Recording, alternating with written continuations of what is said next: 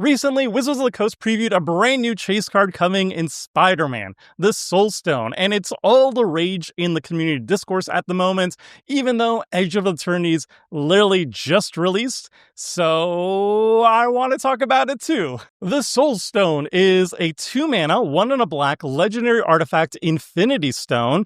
It's indestructible, it taps for 1 black mana, and it has an activated ability. You can pay 6 mana black and tap it, exile a creature you control, and you harness the Soul Stone.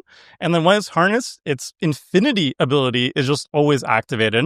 And its infinity ability says at the beginning of your upkeep, return target creature card from your graveyard to the battlefield. So as soon as this card was previewed, the dominant opinion in the community discourse is this card is absolutely busted and it's a brand new staple for most black decks. That's at least what I was reading on social media from other content creators and then also from my coworkers, the other Goldfish crew. But for me, when I look at it, I thought it was totally fine, at least power-wise. Don't get me wrong, this is definitely a power-crept mana rock. It enters untapped. It taps for colored mana. It's indestructible. And all that alone makes it better than any mana rock available to black, basically. On top of its baseline, though, it also is a mana rock that happens to have a lot of late-game utility. You can harness this at instant speed, and then you just start reanimating repeatedly every single turn at no extra cost. Keep in mind, though, that the activated ability is really just a cherry on top on this mana rock. The baseline, just 2-mana mana rock that taps for black and is indestructible, is already incredible. The activated ability is just the cherry on top. It's just bonus. And to prove my point, if you look at the top most played mana rocks in mono black, this one's clearly better than all the other ones that are currently played the most. I also think it's by far the best mana rock to play in 2-color black decks as well. It's so good that I'd even run it in Golgari decks, which is typically not something I would ever do, running mana rocks in green-based decks. That's ew, yuck. But if you think about it, Golgari is almost always a graveyard-based deck, and they are the best color combination with black to generate oodles of mana because you have green land ramp available to you. So that activate ability is much more easier accessible in a Golgari deck, and it's going to be much more useful in a Golgari deck too. However, in 3-color decks and beyond, I do think the Soul Stone is a little bit overhyped in comparison to something like Arcane Signet.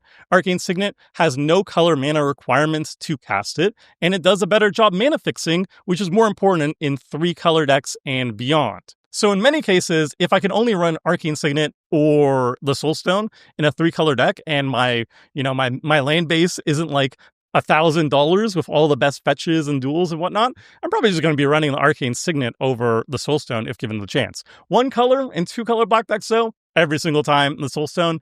3-color and beyond, definitely Arcane Signet. So if I agree that this is clearly a power-crept mana rock, why do I think it's fine? Well, because I think mana rocks deserve to be power-crept in Commander, at least a little bit. I think it's general knowledge at this point that green is a dominant color in casual Commander, and it's mostly because it's land ramp, and land ramp is so good in casual because we're just simply not allowed the tools to punish land ramp in brackets 1 to 3. They're explicitly banned, or they're all game changers. Meanwhile, the other colors traditionally rely on mana rocks for their sources of ramp, which is often much more punishable by removal spells like Vandal Blast, Bane of Progress, Farewell, for example. So there's always a risk to running them. So if we're not allowed to punish green land ramp, and it's explicitly not allowed at the lower brackets in casual Commander, just looked down upon, I think the only way to lessen the gap, lessen the dominance of green in casual Commander,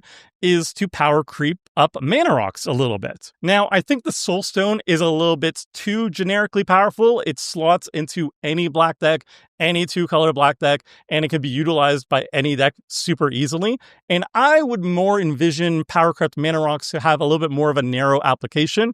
Like, here's a power-crept mana rock that's only good in this archetype, or this mana rock requires you to jump through some hoops in order to fully utilize its power, its potential. However, for the general philosophy of power creeping mana rocks in Commander is something I could get behind. So I posted on socials and on Discord and everything talking about the Soulstone, and the feedback I got from that discussion was actually really interesting. There was a lot of points brought up against the Soulstone's creation that I didn't consider, and I want to share with that here. So the first issue that people brought up about this card is that it might lead to a lot of homogenization in the Commander format. If 63% of mono black decks, according to EDHREC, are running Arcane Signet, then you can imagine just how many people would want to be running the Soulstone in those decks and even more mono black decks. And the same goes for 2-color black decks as well. Now, I personally would never run Arcane Signet in a mono black deck. I think there are way better options for ramping in mono black before I would ever consider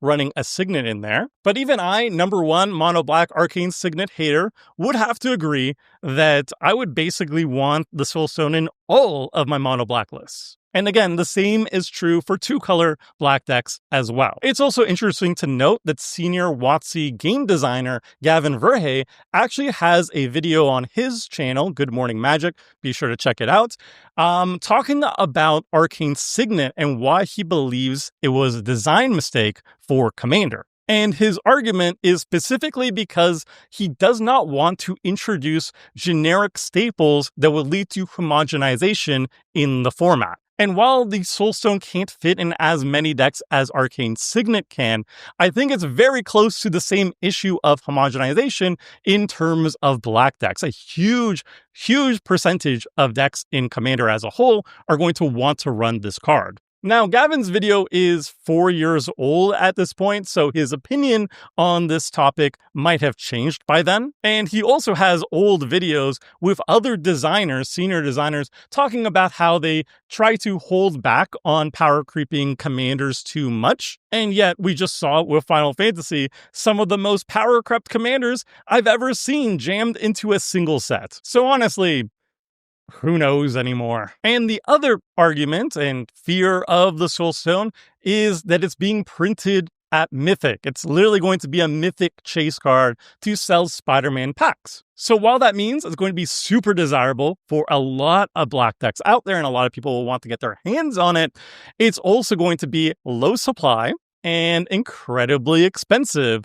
I've heard people guesstimating that's going to be at least like $50 by the time it comes out, which is ridiculous for a mana rock. On the one hand, this kind of addresses the homogenization issue in that a lot of people who want this card will not be able to afford it. But like, that's not the best solution to homogenization, making cards so expensive they're inaccessible to a lot of people. That just kind of sucks. And it's also why I always argue that proxying is totally fine, by the way. If WotC is going to print super chase mythic mana rocks that are going to be $20 or more, I think it's totally fine if you just proxy it. It's fine. Also, another nitpick that actually Seth brought up to me was that mythics were initially pitched as ways of printing really exciting cards that were very narrow in application or complicated, or they just wouldn't really fit in like a typical draft environment. So you shove them up in Mythic.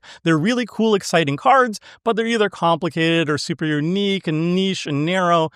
So then in Mythic, they're not going to mess up, the draft environments and whatnot. Basically, they were the exact opposite of a generic staple. And this even led to a controversy way back in the day when they printed Lotus Cobra at Mythic Rarity, because it's a pretty generic staple for green decks. Basically, the truth of it is that WotC's opinion will change depending on whatever they think will make them more money. That's just the truth of it. And the last thing people are pointing out about the Soulstone is the implication of it. You see, according to Marvel lore, there are 6 Infinity Stones total, and we just got the first one. So people are expecting to see a full cycle, 6 Infinity Stones total, probably 1 per monocolor and then 1 colorless Infinity Stone to complete the cycle. So the assumption is that it's going to be a cycle of Infinity Stones. All of them are going to be 2 mana rocks that do the exact same thing, but probably have a different activated ability, a different harness ability.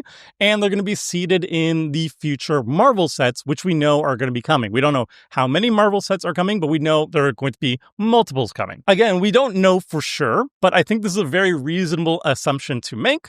And that if true, will mean we're going to have 6 new basically power crept mana rocks that are going to be staples in a lot of different decks. And I mean, that's a lot of power creep for very close to generic staples, I would say. So after all these discussions, I kind of agree with a lot of the feedback I got. I do think that mana rocks should be power crept because we're not allowed to punish Green Land Ramp. Green Land Ramp is always going to keep getting better and better, so you might as well lower the gap between mana rocks and Green Land Ramp just a little bit by power creeping mana rocks in general. However, I definitely don't want these mana rocks to be mythic chase cards. I think that's very silly. And I also don't want the mana rocks to be too generic. I personally envision power crept mana rocks across the board, but they have more narrow applications. Like you'll have a power crept mana rock for Spellslinger, for life gain, for whatever have you. And they're all going to have like specific conditions required to properly utilize them. So you don't just slam them into every single deck, but nonetheless, you make a lot of them. And so that every single deck slowly gets more and more powerful mana rocks to kind of lessen the gap between mana rocks in general and Green Land Ramp. That is my hope, personally. That's how I would design things. I do not like mana rocks being power crept and being super generic because that does lead to homogenization of the entire format. If the Soulstone is just easy to add to basically any black deck, any 2-color black deck, even some 3-color black decks, then that's going to be a lot of decks to just be like, oh, I don't see any reason why not to run this card. And I think that's bad. Also, I don't like seeing power creep on things that don't need to be power crept. For example, Spellslinger, Izzet Spellslinger was doing just fine. Did we really need to have Vivi show up and just be objectively by far the strongest Izzet commander ever printed? And in fact, not only was it powerful before in the initial versions, we found out that it was purposely power crept to its current iteration because the last iterations, Vivi just tapping for mana was considered too weak, not strong enough. I mean, ugh. But at the end of the day, WotC believes that power creeping is going to yield more sales, and so they're going to keep doing it because we keep buying these cards. So the only way to have WotC course correct is not by complaining on YouTube videos. It's just voting with your wallet eventually. Again, that's why I think proxying is absolutely fine. Now, from WotC's position, though, I think the Soulstone has been a slam dunk success already, right? Like everybody's talking about this card, so it's generating a lot of buzz. I'm sure it's going to be incredibly sought after and help sell Spider-Man packs, which was the whole point of printing it at Mythic and power creeping it as far as it is right now. And so, yeah, it's just a win-win for them. They're going to help sell packs. A lot of people are going to want to buy this card, and they're going to make more money. And that's kind of the whole point of these designs. Power creep sells, according to WotC, and I think we proved them right time and time again. Kind of a downer conclusion, but what can you do? I'll have something more uplifting and optimistic in the next video. So until next time, friends, see ya!